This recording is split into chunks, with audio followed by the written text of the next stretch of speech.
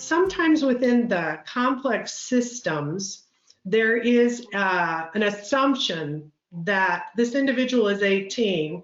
Now they need to advocate completely for themselves, and they're in a position to know what they want and how to get it.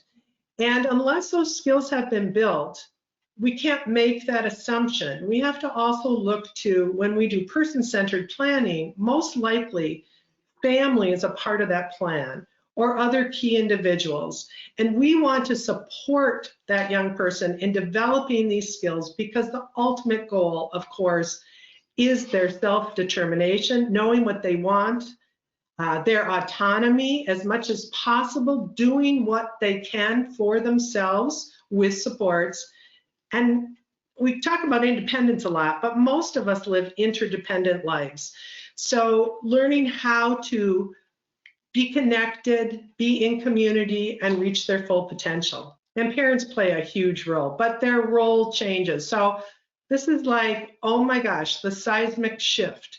We've been the decision maker, and now we're going to become, in many cases, I would say most cases, other than those with the most significant disabilities who require full guardianship and involvement, even then our role shifts. But we're going from being a decision maker, we can just call the shot, so to speak, to being an advisor. From going from the driver's seat to the passenger seat is really a hard shift, but then to the back seat is even a harder shift for many of us.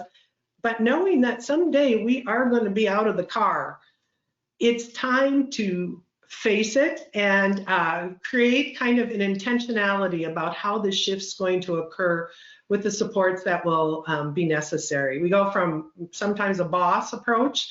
Hopefully this has already shifted to more of a consultant, from that head coach to a sideline coach. And really the key to what we're talking about today to keep in mind is that we're shifting from planning, communicating, and advocating for the student or the young adult to doing those same things with them, with the ultimate goal of them taking on as much of that as possible in light of the impact of disability. The disability laws change, and they change in a big way. The focus of the Individuals with Disabilities Education Act includes parents having an equal role as an IEP team member. And in high school, this is an entitlement. K-12 education, public education, is an entitlement. If you are entitled to services based on your eligibility for special education, there can't be a waiting list. There can't be a, oh, I'm sorry, we're at capacity, we can't serve you.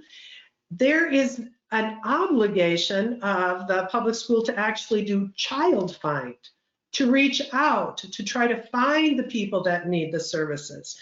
And there is not just access, there's a need to make progress. And progress reporting is a piece of this towards goals.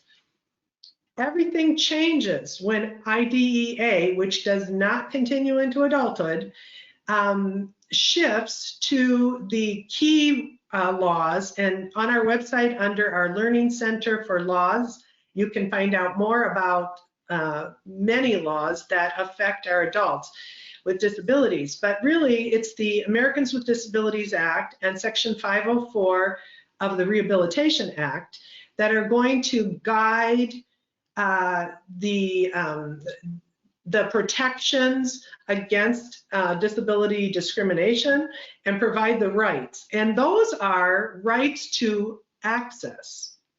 And those are based on you ask for what you need.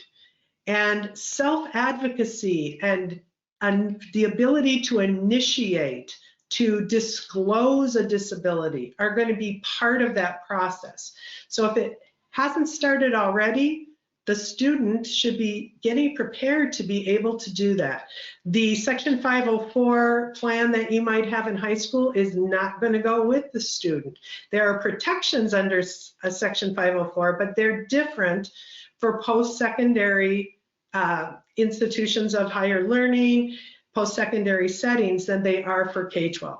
So it's important to understand these changes, and we do whole workshops on this, but this is the big piece that really changes.